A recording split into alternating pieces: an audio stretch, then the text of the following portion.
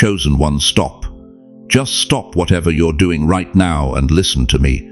Last night, while you were tossing in your bed, staring at that glowing clock showing 2:47 am, thinking it was just another sleepless night of worry and pain, heaven stood up. Archangels turned their heads. The throne room went silent. And somehow you still woke up this morning with absolutely no idea what happened. You thought it was insomnia. You thought it was your medications. You thought it was just your aging body refusing to rest. But what if I told you that between the hours of 2 and 4 am last night, a cosmic trial reached its final verdict? What if I told you that while you lay there feeling forgotten, invisible, past your prime, heaven was holding the closing arguments in a courtroom you didn't even know existed? Listen to me carefully. Your bedroom light was off. Your spouse, if they're still here, was sleeping beside you, or maybe you were alone in that bed that feels too big now. The house was quiet except for that hum of the refrigerator downstairs. Normal. Ordinary. Just another night in a long string of nights that all blur together at your age. But in the realm you cannot see with these tired eyes, it looked nothing like normal. It looked like the final stroke of a surgeon's knife, the last swing of a blacksmith's hammer, the moment when the gavel comes down and everything changes.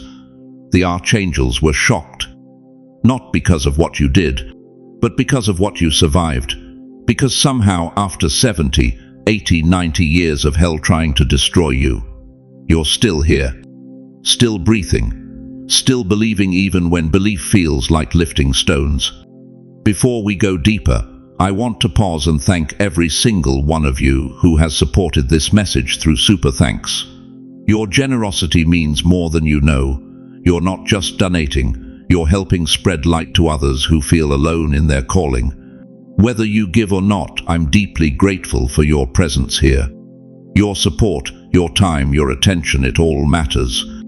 And if this message resonates with your soul, go ahead and let the Spirit lead your heart. But right now, if you've been feeling something strange in your spirit lately, a heaviness you can't name, a knowing you can't explain, a sense that something shifted while you weren't looking, type, "I'm listening, Lord," in the comments. Let heaven know you're paying attention. Don't click away. You've walked too far with God to miss this moment. Because what I'm about to reveal will explain why you couldn't sleep, why your spirit was restless, why last night felt different even though nothing visible changed.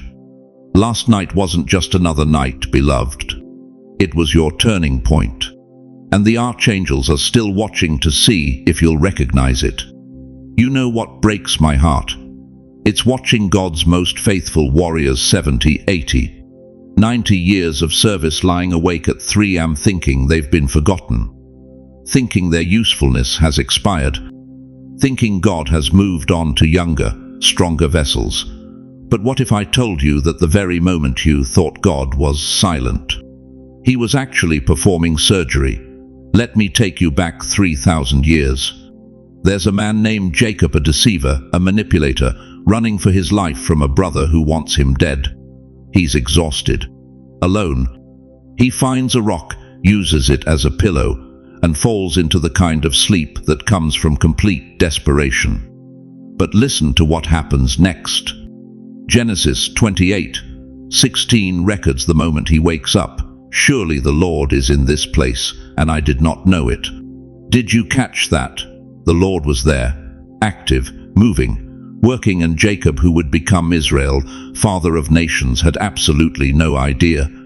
That was you last night. You thought you were just lying there, tired bones, racing mind, counting the hours until morning so you could at least get up and make coffee. But while you felt nothing, heaven was in motion. While you sensed only silence, the throne room was erupting with activity over your life. See, here's what the enemy has been hiding from you. He wants you exhausted. He needs you depleted. Because if you ever understood what God does in the night hours, if you ever grasped the spiritual transactions happening while your body rests, you would stop fearing the darkness and start thanking God for it. Think about Peter. Acts chapter 12. He's chained between two soldiers. Tomorrow morning they're going to execute him. This should be his final night on earth. But verse 6 says something that should shock you. Peter was sleeping chained, facing death. And he's sleeping, but that's exactly when the angel shows up. That's precisely when the chains fall off. That's the moment when the prison doors swing open by themselves.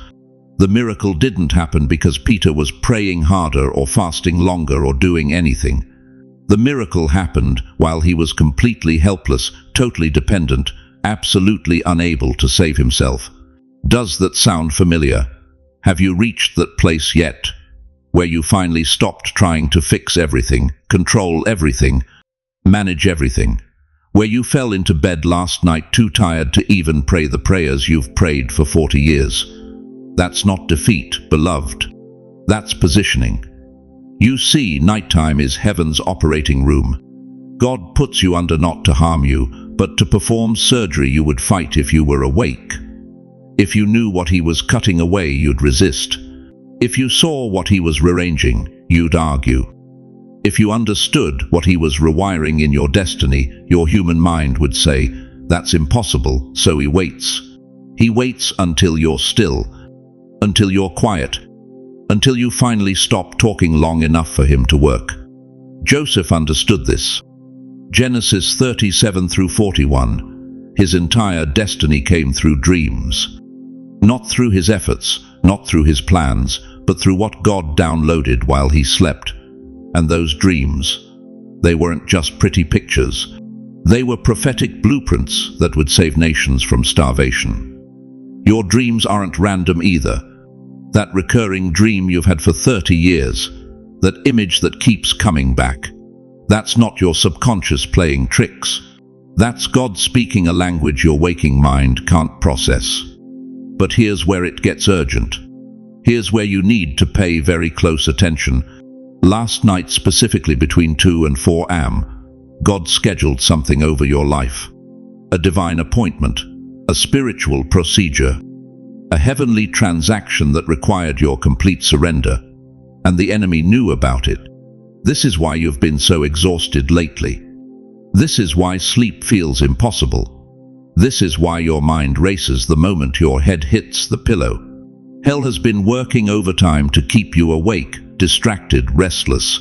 Because if you actually rested in God's presence, if you actually surrendered to his nighttime work, everything would shift. The prophet Isaiah declared in chapter 26, verse 9, "My soul yearns for you in the night. In the morning my spirit longs for you." Night yearning, not day activity. Not human effort, night surrender. Your body knows something your mind has forgotten. When you finally collapse into bed, when you release control, when you stop performing and start resting, that's when heaven's access to your spirit is clearest. That's when angels can move without your interference. That's when God can speak without your commentary. If God has ever spoken to you in the night, through a dream that felt too real to be random, a sudden peace that made no logical sense, or even just waking up with tears you couldn't explain, right? Night mercy in the comments right now, because you're about to understand what those moments really were. They weren't coincidences. They were divine appointments. And last night was the most significant appointment of your entire life. But here's what the Archangels couldn't understand. Here's what left them shocked, confused, standing in heaven's courtroom with their mouths open. How are you still unaware? How did you wake up this morning and make coffee and check the weather and go about your day, without realizing that everything just changed? Let me tell you what you couldn't see with those tired eyes of yours. While you were lying there last night, maybe staring at the ceiling, maybe counting the hours until morning, maybe praying prayers that felt like they were hitting concrete, there was a file open in heaven. A file with your name on it. Your full name. The one your mother gave you. The one God whispered before you were born. And standing around that file were angels who have walked with you since you were 5 years old. The ones who caught you when you almost died in that car accident in 1987. The ones who stood guard outside the IQ when the doctors said there was nothing more they could do. The ones who watched you bury your spouse and wondered if you'd make it through. They were all there, standing at attention. Picture this, and I need you to really see it in your mind. It looked like a war room at 4 a.m. You know, like those old World War II movies where generals are standing around tables covered with maps, pushing little pieces around, making decisions that will change everything. The lighting is dim but focused. The atmosphere is thick with purpose. And there, spread across the table, is your life. Every decade, every decision. Every moment you thought nobody noticed. Your name was written in red. Not red for danger, beloved. Red for destiny. Red for this one matters. Red for we're not losing this soul. And here's what breaks my heart. Here's what should shake you to your very core. While all of this was happening, while heaven was holding counsel over your next season, you were thinking about your electric bill. You were worrying about that pain in your hip. You were lying there feeling forgotten, invisible, like just another old person the world has no use for anymore. But heaven was finalizing strategy. The Archangels, and I'm talking about Michael, Gabriel, the ones whose names carry weight across eternity, they saw something last night that shocked them. They saw what God authorized over your life. They saw chains that have held your family for 3 generations suddenly snap. They saw assignments against you, assignments of poverty, of loneliness, of spiritual blindness, suddenly cancelled, stamped with a red seal that said, "No more." And you want to know what shocked them most? It wasn't the power of what God released. They'd seen God's power. What shocked them was this. They knew when you woke up this morning, nothing would look different. Your kitchen would look the same. Your coffee would taste the same. Your body would ache in the same places. And they were shocked that you could feel so normal after something so supernatural just rewired your destiny while you were sleeping. Think about Daniel chapter 10 for a moment. Daniel prayed for 21 days. 21 days of what felt like silence. But then an angel appeared and said something that should revolutionize how you see your unanswered prayers. From the first day that you set your mind to understand and humbled yourself before your God, your words were heard. And I have come because of your words. The prince of the kingdom of Persia withstood me 21 days. Do you understand what that means? The battle wasn't on earth. The battle was in the heavens. And while Daniel felt like nothing was happening, there was warfare raging over his breakthrough. Last night, beloved, warfare raged over you. And you slept through your own victory. There was one specific decision made about you last night. One decree. One authorization that changed everything. I'm going to share the 3 most likely possibilities later in this message. But first you need to understand why you almost missed it. Why you woke up this morning and went about your day like it was just another Thursday, just another trip to the pharmacy, just another episode of the same show you've been watching for years. Because here's what the enemy is counting on. He's counting on you dismissing what happened. He's banking on you rationalizing away that strange feeling you had at 2:47 a.m.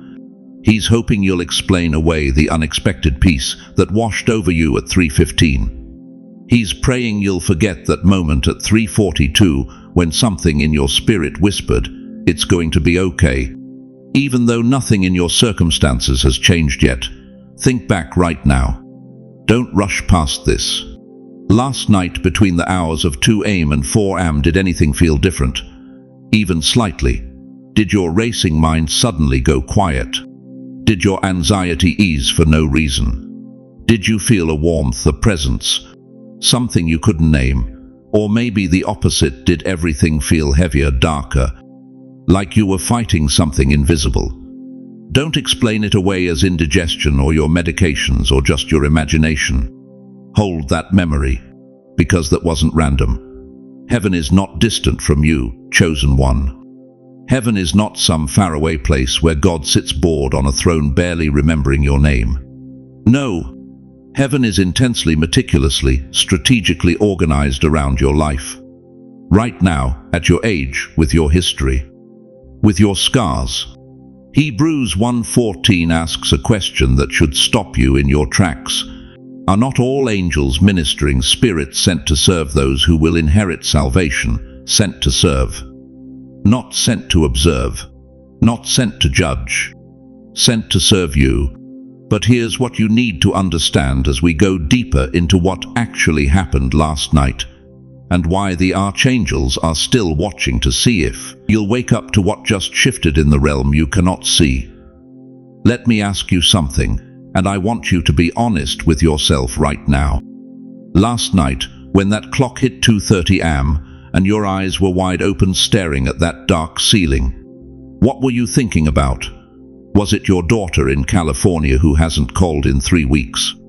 Was it your son who's struggling with his marriage, and you can feel it falling apart, but you're powerless to stop it?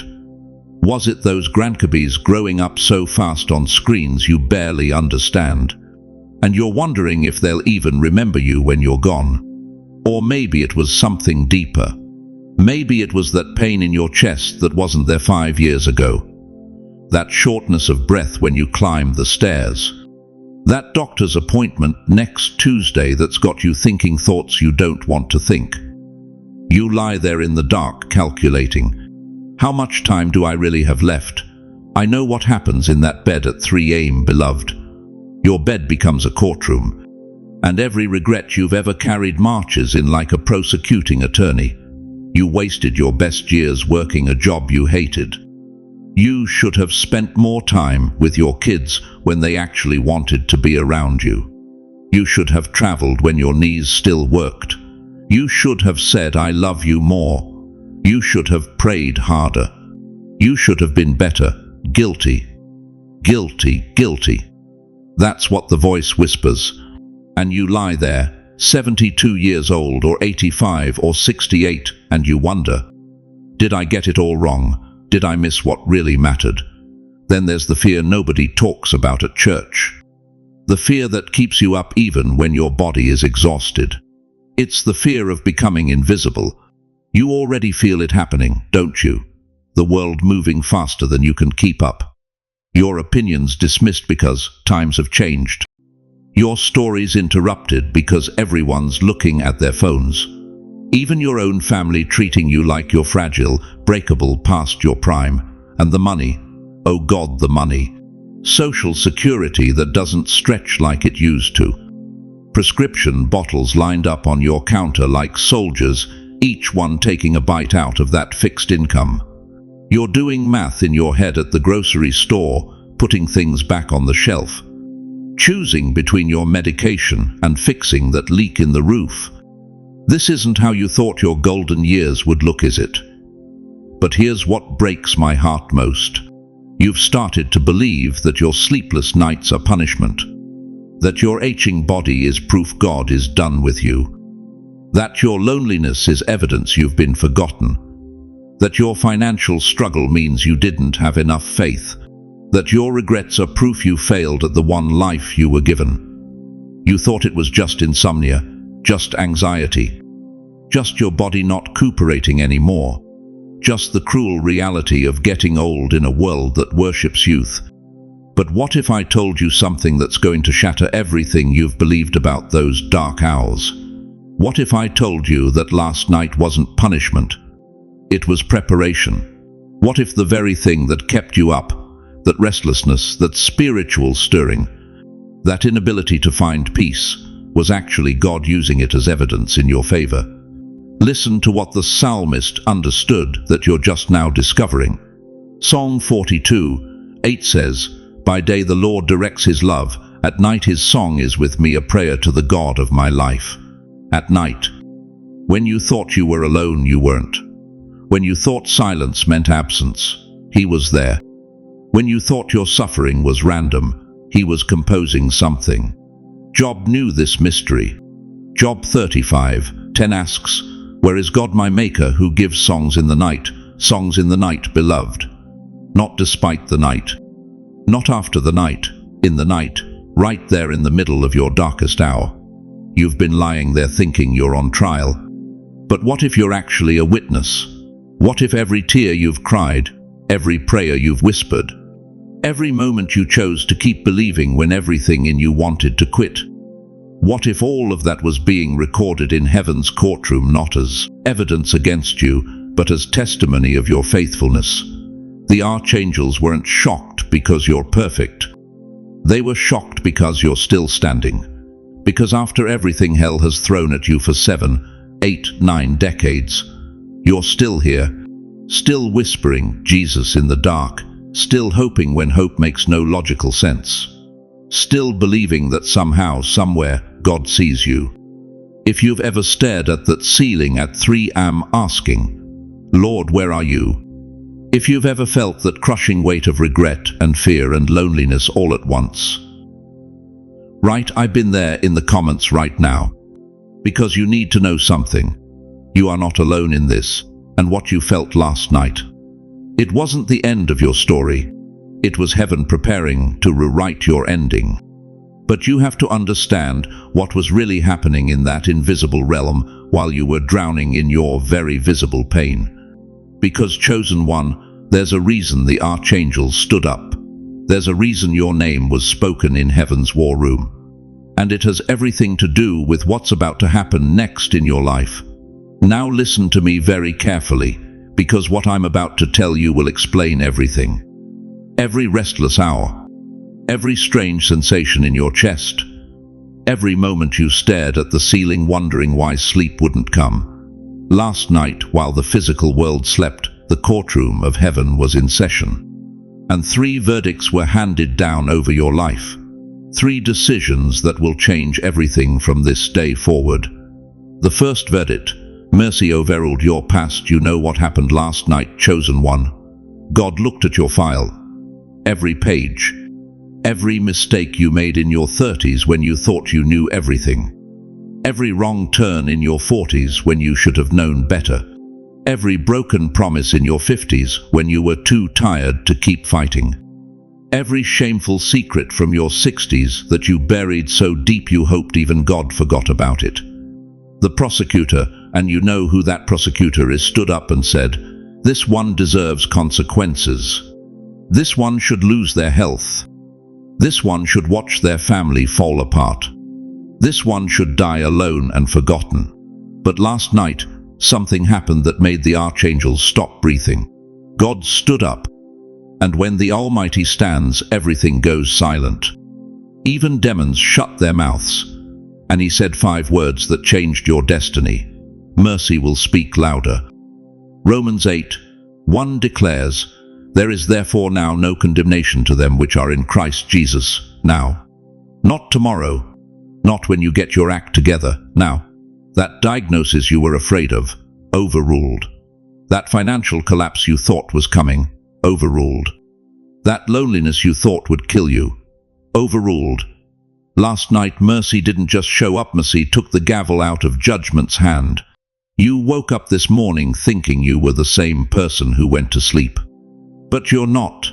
You're walking under a verdict of mercy that hell cannot appeal. The second verdict: your assignment just shifted, but that's not all that happened. While mercy was being declared, something else was taking place in the heavenly registry. God was crossing battles off your assignment list. You've been fighting the same fights for 20 years, haven't you? The same arguments with your daughter who refuses to call. The same anxiety about money that never seems to stretch far enough. The same guilt about that marriage that ended in 1987. The same shame about the child you couldn't save.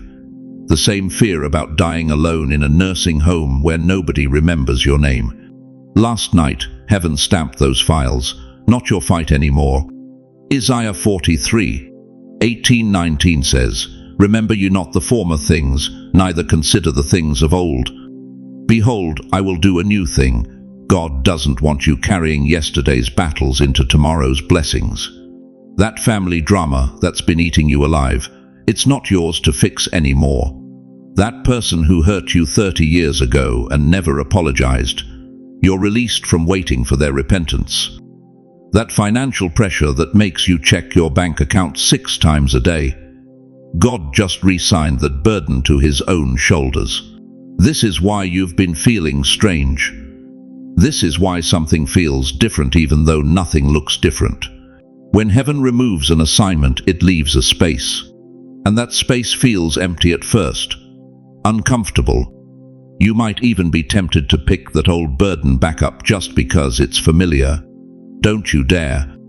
Galatians 5:1 warns us, "Stand fast therefore in the liberty wherewith Christ hath made us free. And be not entangled again with the yoke of bondage." You're not being irresponsible by letting go. You're being obedient. The archangels were shocked because they've watched you carry weight for decades that God never asked you to carry. And last night, he said, "Enough. Put it down. Your new assignment doesn't have room for old baggage." The third verdict: back up blessings were released, but here's where it gets supernatural. Here's where the throne room erupted in activity that made the archangels lean forward in amazement. God went into the archives. You know what's in those archives? Every prayer you ever prayed that you thought went unanswered. Every tear you cried that you thought nobody saw. Every sacrifice you made that nobody appreciated. Every seed you planted that never seemed to grow. That prayer you whispered in 1998 when your husband was dying and you begged God to take care of your children. Filed. That breakdown you had in 2009 when you lost your house and didn't know where you'd go. Recorded. That decision you made in 2015 to forgive when everything in you wanted revenge. Stored with interest.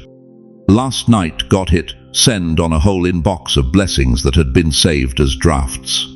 It was like watching a dam break, like seeing a warehouse door fly open, like hearing the words "release it all." They're ready now.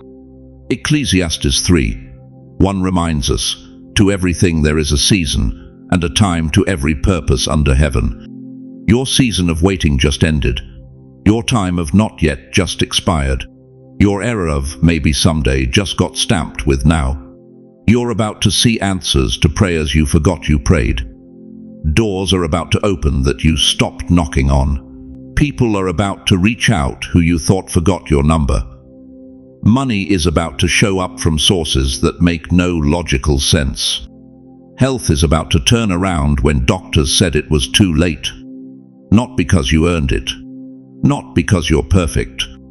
But because mercy overruled your past, your assignment shifted, and heaven just released what's been backed up for decades.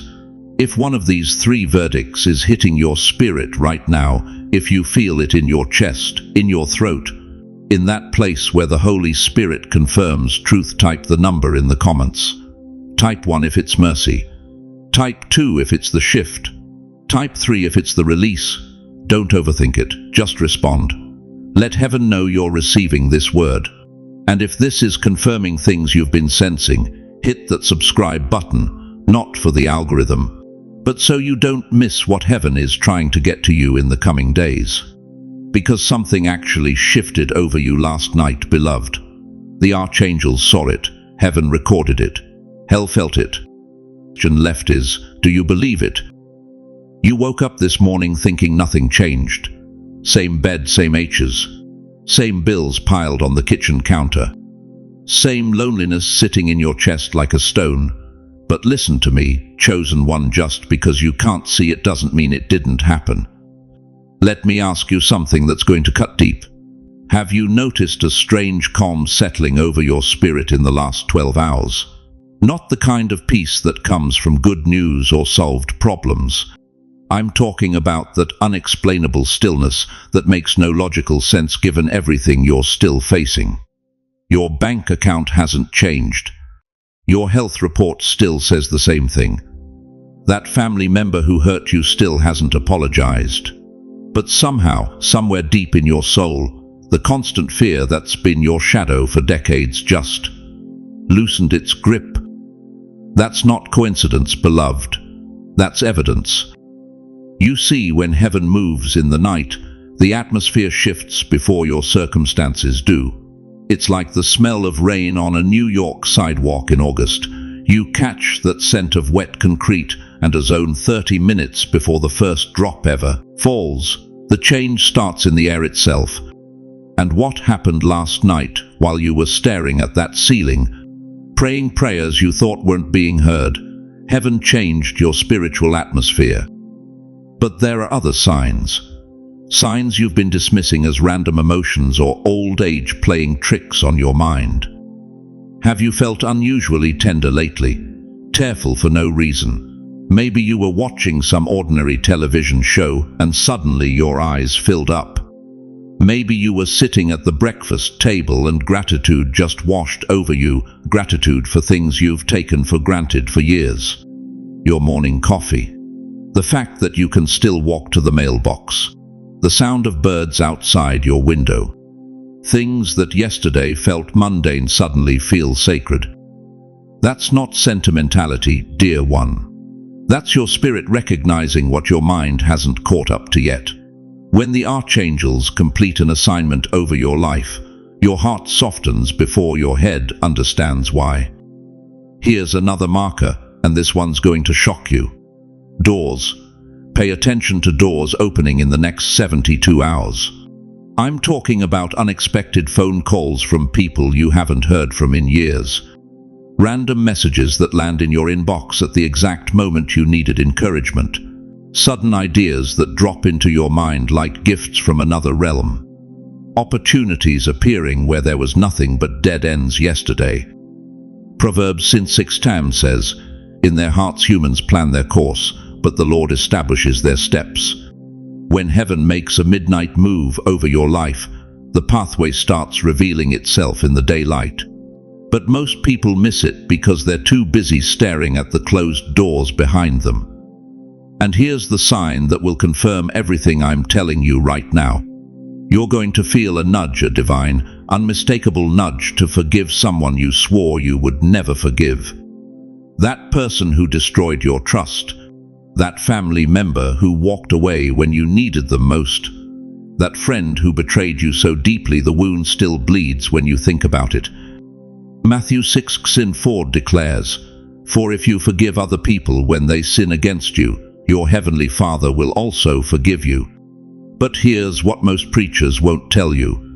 When God is about to release unprecedented blessing into your life, He always deals with unforgiveness first. Because bitterness is a dam that blocks the flow of heaven's provision. And last night, the Archangels didn't just fight battles on your behalf, they prepared your heart to receive what's coming. So if you've been feeling that uncomfortable tug toward reconciliation, toward releasing that grudge, toward picking up the phone and saying the words that pride has been blocking for years, that's not weakness.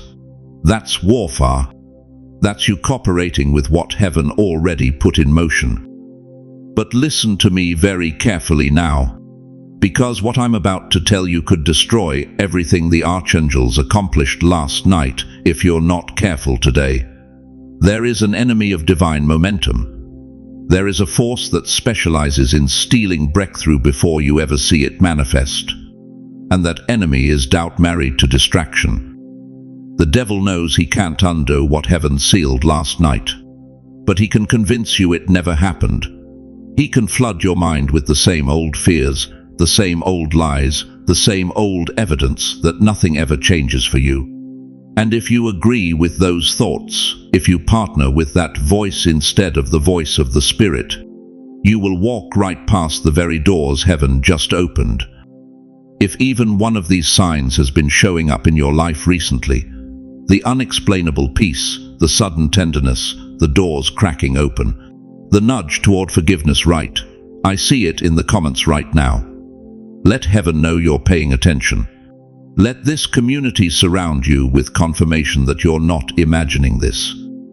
And if this is landing in your spirit like lightning, don't keep it to yourself. Someone you love, your sister, your neighbor, that friend from church who's been struggling, they need to hear this too. Share this message. Forward it. Text it. Because what if they had the same restless night you did? What if heaven moved over their life too? and they're about to miss it because nobody told them to look for the signs. You're connecting dots right now, aren't you? That feeling you woke up with. That strange dream you can't quite remember but can't quite forget. That shift you sensed but couldn't name. This explains what you've been feeling. But now comes the crucial question that will determine whether last night's heavenly intervention becomes tomorrow's manifestation or just another moment you look back on with regret. What are you going to do with this knowledge? Now listen to me very carefully, chosen one, because what I'm about to tell you might be the most important warning you hear all year. Last night heaven moved. Angels signed documents. Archangels bore witness. God himself put his signature on something concerning your life. But here's what breaks my heart. Here's what keeps me up at night praying for people just like you. You can undo all of it before lunch today. I'm not sugarcoating this. I love you too much to lie to you. You can sabotage what God did in the unseen realm with 3 simple actions you'll be tempted to take before noon. And most of you won't even realize you're doing it. Let me tell you about the first danger, and I need you to be honest with yourself as I speak. Negative speech. The words that come out of your mouth the moment your feet hit that cold bedroom floor. Heaven just signed off on your breakthrough. Angels just positioned themselves around your next season. The archangels who stood in shock at your resilience last night, they're still standing guard this morning. And then you wake up, feel that familiar achy in your knees, see those unpaid bills on the kitchen counter. And the first words out of your mouth are, "Nothing ever changes for me. I'm stuck. This is just how my life is." Do you understand what you just did? Your words don't just describe reality, they create it. Proverbs 18:21 says it plainly. Death and life are in the power of the tongue. Not death or life, death and life. Both simultaneously available. And you choose which one gets released every time you open your mouth. Heaven just wrote a new script for your life last night. And you woke up this morning with an eraser in your hand, crossing out God's words and replacing them with your complaints. You're literally writing over what the Almighty just authored. I need you to feel the weight of this. Every negative declaration you make today is a vote against what God voted for last night. Every time you say, "I'm too old, it's too late, nothing good happens to me," you're standing in heaven's courtroom after the judge ruled in your favor, and you're arguing with the verdict. But it gets worse. The second danger is even more subtle, even more destructive. Re-entering toxic cycles. You know exactly what I'm talking about. That person who drained you for 30 years, the one God finally gave you the strength to distance yourself from, they're going to call today, or tomorrow. And everything in you will want to answer because you feel guilty, because you think you're being a good Christian, because surely this time it'll be different. It won't be different. That manipulative family member who only reaches out when they need something. That friend who makes you feel small every time you talk to them. That situation you keep going back to like a dog returns to its vomit. Proverbs 20. Minwan uses those exact words because God wants you to see how disgusting it is when you keep returning to what's poisoning you. Last night, heaven broke chains. And today you're about to pick them back up and lock them around your own wrists because it feels familiar.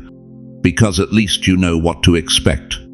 Because the devil you know feels safer than the freedom you don't. Let me be blunt with you. God moved heaven and earth to extract you from that toxic relationship, that dead-end situation, that soul-crushing environment. And you're about to walk right back into it because someone made you feel guilty for having boundaries. Listen to me. Guilt is not the voice of God. God's voice brings conviction that leads to life. The enemy's voice brings condemnation that leads back to bondage. Learn the difference or you'll spend the rest of your life undoing what God keeps trying to do for you. But there's a third danger, and this one is the most heartbreaking of all. doubting God's kindness specifically toward you in your old age. You believe God can do miracles. You believe He parts seas and raises the dead. You believe He's good and faithful and powerful. But somewhere deep in your spirit, you've accepted the lie that He's done doing those things for you. That at 75, at 82, at 68 years old, you've somehow aged out of God's miracle-working power. I'm too old for God to do anything new. If He was going to move in my life, He would have done it years ago. This is just my lot now. I need to accept it. No, no, no. That is not acceptance. That is agreement with a demonic narrative designed to keep you in a cage for your final years on earth. God delivered a package to your doorstep last night. It's sitting there right now. But you're leaving it out in the rain because you've convinced yourself it must be junk mail. You can't imagine that the God of the universe would send something specifically, personally, miraculously to someone your age, with your history, with your failures. But He did, He does. He is. Moses was 80 when his ministry began. Abraham was 99 when God renewed His promise. Anna was 84 when she prophesied over the infant Jesus. Your age is not your disqualification, it's your credibility. You've walked with God long enough to know He's faithful, and that faith is about to move mountains if you don't sabotage it with your doubt. Here's what I need you to understand. The Archangels who watched you last night, they're watching you today too. And they're waiting to see if you'll protect what God just did, or if you'll destroy it with your mouth, your choices, your unbelief. In the next section, I'm going to give you a simple daily response you can make today that tells heaven, I received what you did last night. I'm cooperating. I'm protecting it. But right now, if you recognize one of these dangers in your life, if you heard yourself in these words, don't be ashamed. Just write, Lord, help me protect it below. This is not about perfection. It's about awareness. It's about choosing right now to guard what God just entrusted to you. Because here's the sobering truth that should shake you to your core. Your own reactions today can either honor or sabotage what God did last night. The question is, which will you choose? Now listen to me, chosen one. You can't just hear this message and walk away unchanged. You can't let this word wash over you like water off a duck's back, and then go back to the same defeated thoughts, the same hopeless prayers, the same tired routines. Heaven moved last night. The question burning in the throne room right now is this: what are you going to do about it? Because here's the truth that most believers never understand. God can perform surgery on your spirit while you sleep, but if you don't do the rehab, you'll never walk in what He already did. Think about it. When you have surgery on your knee, the doctor does his part on the operating table. But the next morning, the physical therapist shows up and says, now we work. The surgery was the miracle. The rehab is your response. Last night was your surgery. Today is your rehab. And I'm about to give you 3 simple steps, not complicated theology, not religious gymnastics, 3 practical, doable actions that will activate what heaven released over you in those dark hours when you thought nothing was happening. Step 1. Acknowledge it. Every single morning for the next 7 days, before your feet hit the floor, before you reach for your pills, before you check that phone to see if anyone remembered you exist, I want you to speak this prayer out loud, not in your head, out loud. Let your voice vibrate in the atmosphere of your bedroom. Say this: Lord, I may not see it, but I believe you were working over me last night. I receive what you released. That's it. 15 seconds. But those 15 seconds are your declaration that you believe the invisible realm is more real than what your tired eyes can see. Romans 4:10 tells us God calls those things which do not exist as though they did. You're doing the same thing. You're calling last night's heavenly activity into your conscious awareness. But here's where most of you will stumble.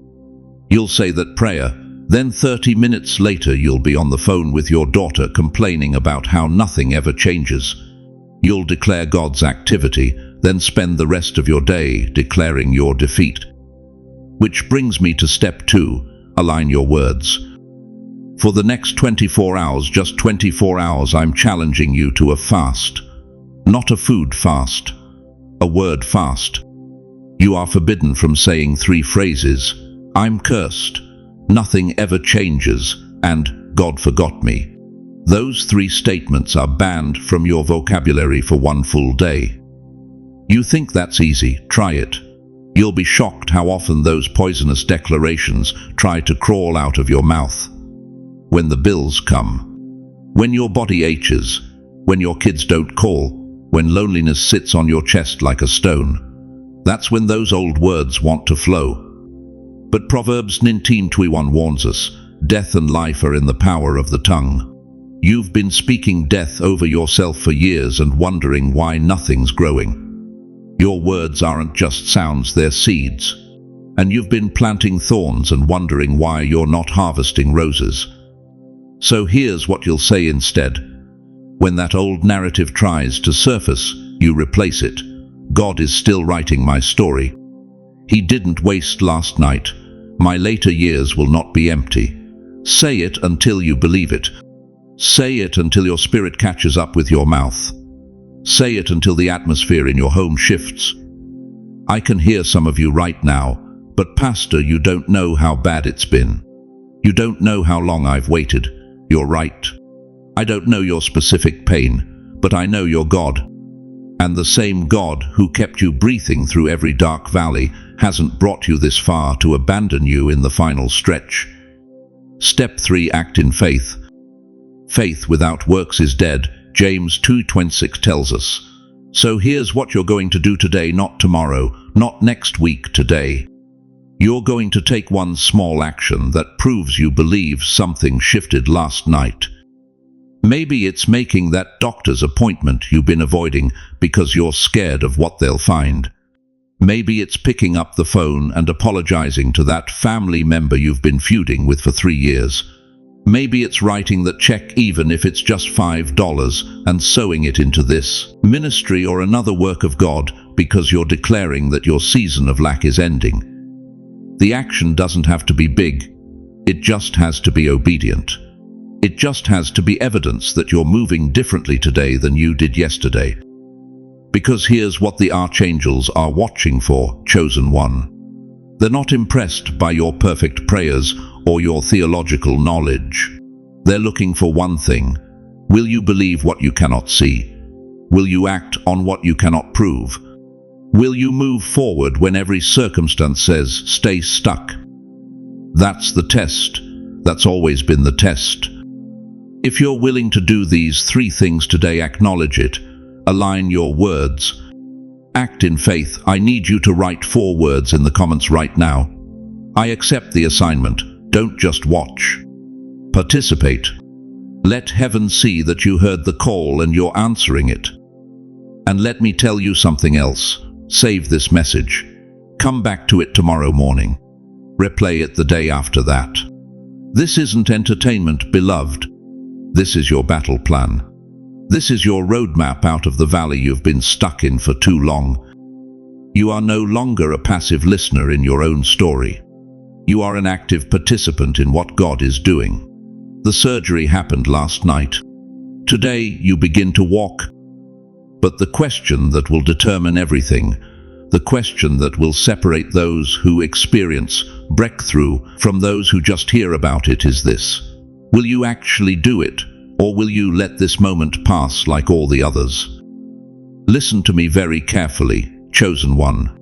What I'm about to tell you is going to reframe everything you thought you knew about your life, your age, and your purpose. Last night was not random. It was a line in the sand. There will be a before last night and an after last night in your story.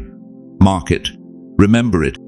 Because from this moment forward, nothing goes back to the way it was. Hell expected you to wake up the same this morning, broken, defeated, counting down your days like a prisoner marking walls. The enemy had your obituary written in his mind, another senior citizen fading quietly into irrelevance. Another believer too tired to fight. Another soul who gave up before their assignment was complete. But the Archangels knew differently. They knew something shifted in the heavenlies while you were staring at that ceiling.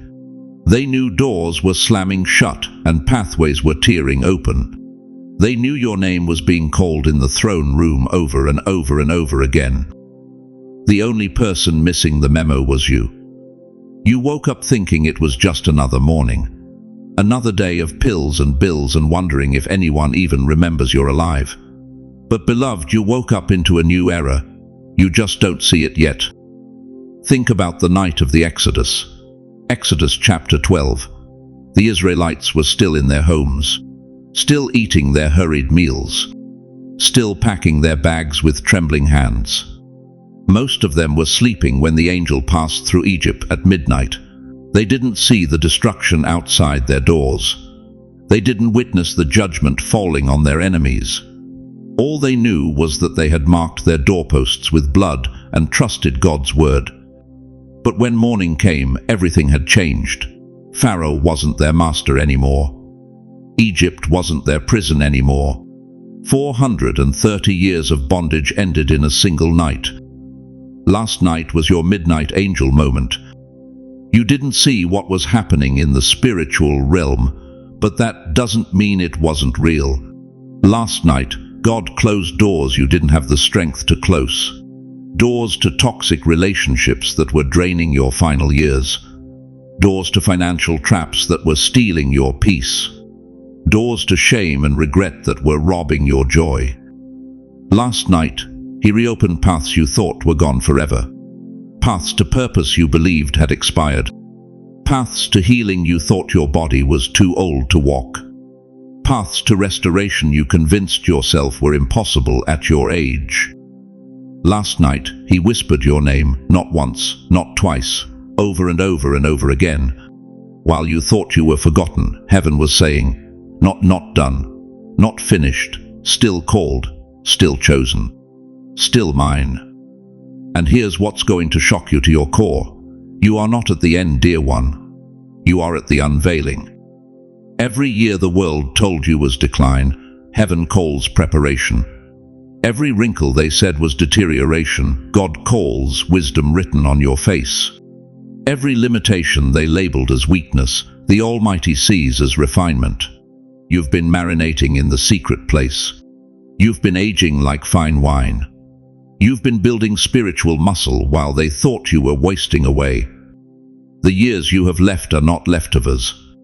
They're the main course heaven has been cooking for 7, 8, 9 decades. You think God spent all that time training you, testing you, refining you, just to put you on a shelf for your final act. Moses was 80 when the bush burned. Abraham was 100 when Isaac was born. Anna was 84 when she held the measure. Your age isn't your disqualification. It's your commissioning. But you have to make a choice right here, right now. You can go back to sleep and miss what heaven just set in motion.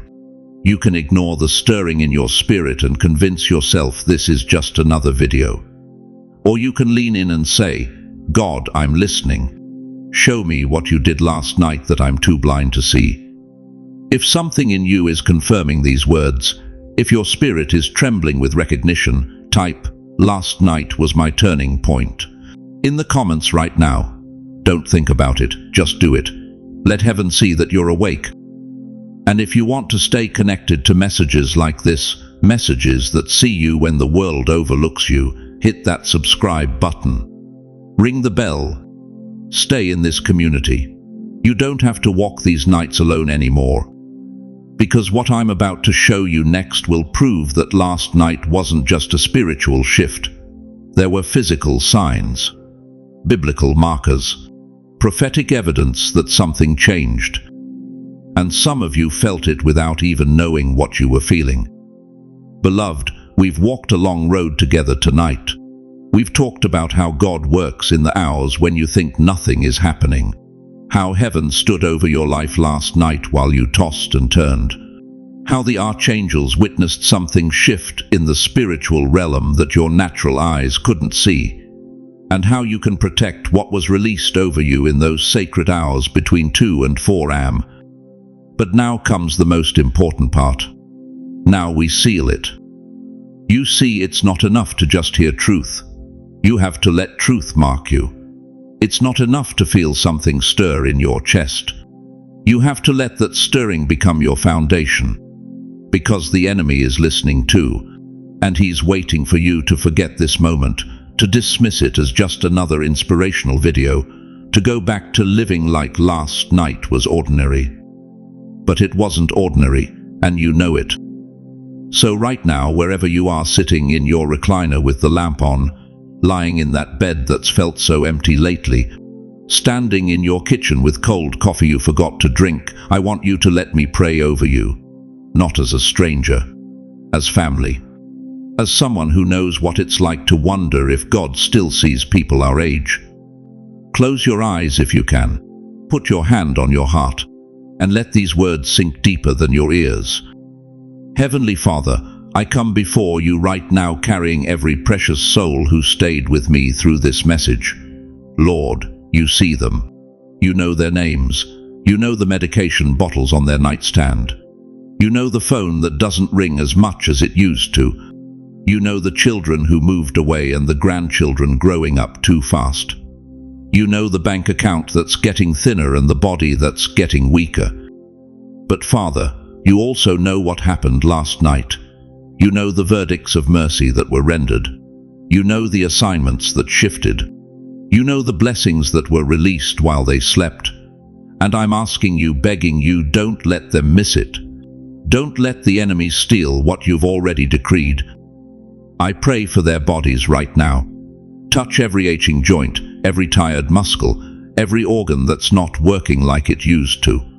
Give them sleep tonight, real sleep, deep sleep, the kind that restores instead of just passing time.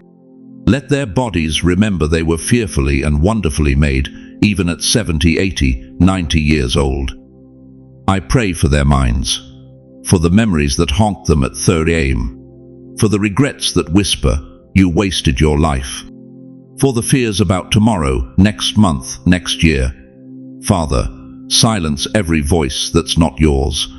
Replace anxiety with your peace that passes understanding. Philippians 4:10 promises it. Let them feel it. I pray for their families, the children who don't call, the prodigals who walked away from you and from them, the grandchildren being raised in a world that looks nothing like the one they knew. Lord, bring them home. Restore what the locusts have eaten. Let this generation see the fruit of their decades of prayer before they close their eyes for the last time. And Father, I pray for their finances, the fixed income that doesn't stretch like it used to, the bills that keep coming, the dignity of not having to ask their kids for help. Provide for them. You promised in Philippians 4:19 that you would supply all their needs according to your riches in glory. They've tithed when they couldn't afford it. They've sowed when they had nothing. Now let them reap. I pray that from this night forward, every time they lay their head on that pillow, they remember this isn't just a bed. This is an altar. Heaven knows their address. Angels are stationed at their door. And what you began last night will continue tonight and every night until your purpose is fulfilled. Lord, seal every verdict of mercy, every assignment shift, every released blessing. Let it manifest in the days, weeks, and months ahead. Don't let them miss it. Open their eyes to see your hand moving. Open their ears to hear your voice guiding. Open their hearts to receive everything you've prepared. In the mighty name of Jesus, who intercedes for us at your right hand, I seal this prayer. Amen. Now, if you prayed that with me, if something in your spirit just said, yes to what heaven is doing right, amen, or I receive it, in the comments, let us stand with you. Let this community surround you with agreement. And please share this with one person you love, a brother, a sister, a friend who might also have no idea what heaven did over them last night. They need to hear this just like you did. Go in peace tonight, chosen one. You're not walking into another random night. You're walking into a continuation of what heaven already started. The Archangels are no longer shocked. They're watching to see what you'll do with what you now know. Sleep well. You've been seen. You've been marked. You've been sealed. And tomorrow morning when you wake up, everything will look the same. But you'll know better. Because last night, heaven stood up. And tonight you're standing with them.